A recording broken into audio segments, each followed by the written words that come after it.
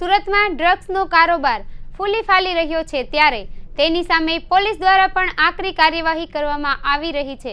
ત્યારે SOG police અને crime બ્રાન્ચનું surprise checking શહેરના પોસ્ટ વિસ્તારમાં ધમધમતા કેફે પર કરવામાં આવ્યું હતું।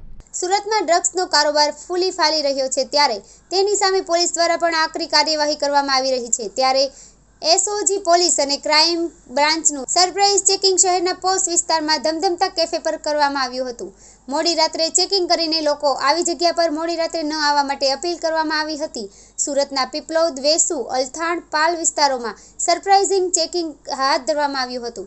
તમામ વિસ્તારોમાં આવેલ ચા કેફે ઉપરાંત પાન માવાના ગલ્લાઓ ઉપર સરપ્રાઇઝિંગ ચેકિંગ હાથ ધરવામાં આવ્યું હતું।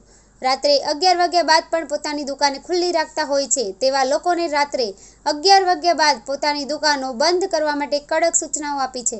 તે ઉપરાંત ત્યાં બેઠા તમામ લોકોને પોલીસે સમજાવ્યા પણ છે। ખાસ કરીને રાત્રિ દરમિયાન કેટલાક અસામાજિક તત્વો દ્વારા આવી જગ્યા ઉપર ગેરપ્રવૃત્તિઓ કરતા હોય છે। નશાની હાલતમાં તેઓ મોટી ઘટનાઓને પણ અંજામ આપતા હોય છે, જેથી તકેદારીના ભાગરૂપે પોલીસ દ્વારા સરપ્રાઇઝિંગ ચેકિંગ હાથ ધરવામાં આવ્યું હતું। સાથે જ પોલીસ અધિકારીઓએ કહ્યું કે આ અભિયાનમાં 2 પીઆઈ, 8 પીએસઆઈ, એસઓજી અને ડીસીબીના આધારે આશરે 80 પોલીસ કર્મીએ કુલ 38 જગ્યાએ ચેકિંગ હાથ ધર્યું હતું।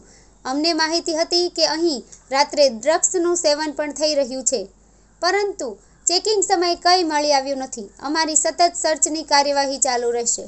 આખી હકીકત એવી છે કે જે અડાજણ, પાલ, અલથાણ, વેસુ, પીપલોદ આ બધા એરિયાઓમાં એક એવો ટ્રેન્ડ ચાલી રહ્યો છે કે ભાઈ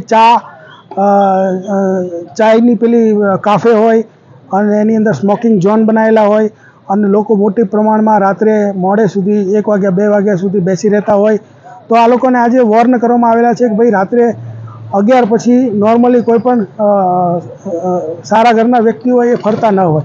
તો આજે તમામ જેટલા પણ એના આવા માલિકો છે એને પણ વોર્ન કરવામાં આવેલા છે અને જે લોકો ત્યાં આવેલા હતા, યંગસ્ટર હતા, પછી બીજા અમુક મોટી ઉંમરના પણ હતા, તમામને આ સમજાવવામાં આવ્યું છે કે ભાઈ આ વસ્તુ જો 11 વાગ્યા પછી બંધ થશે અને આ લોકો ત્યાં નહીં આવે તો યંગસ્ટર જે રાત્રે ફરતા હોય અને કોઈ નશાના રવાડે ન ચડે, કોઈ ડ્રગ્સ કે બીજી કોઈ નશાકારક વસ્તુઓનું સેવન ન કરે, એના માટેનું એક આ અભિયાન છે અને આ અમારી સતત આ પ્રવૃત્તિ ચાલુ રહેશે। આ આખું જે અભિયાન છે એની અંદર 2 પીઆઈ, 8 પીએસઆઈ, એસઓજી અને ડીસીબીના અને 80 માણસો એસઓજી અને ડીસીબીના તમામ લોકોએ આજે ટોટલ 38 જગ્યાએ જુદી જુદી 38 જગ્યાએ ચેકિંગ હાથ ધરવામાં આવેલ છે।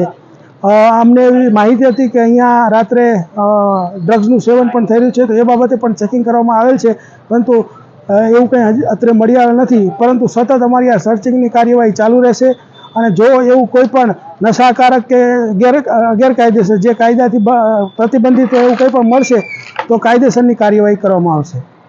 સર, અત્યાર સુધી કઈ જગ્યાએ અત્યારે જે પાલ છે, અડાજણ છે, પછી વેસુ છે, પીપલોદ છે, અલથાણ આ બધી જગ્યાઓએ જ્યાં જ્યાં આવા ઝોન બનાવેલા છે એ તમામ ઝોનની ડિટેલની અંદર એની અંદર સર્ચ કરવામાં આવેલ છે અને એના માલિકોને પૂછપરછ કરવામાં આવેલ છે અને એના ડીવીઆર પણ ચેક કરવામાં આવશે।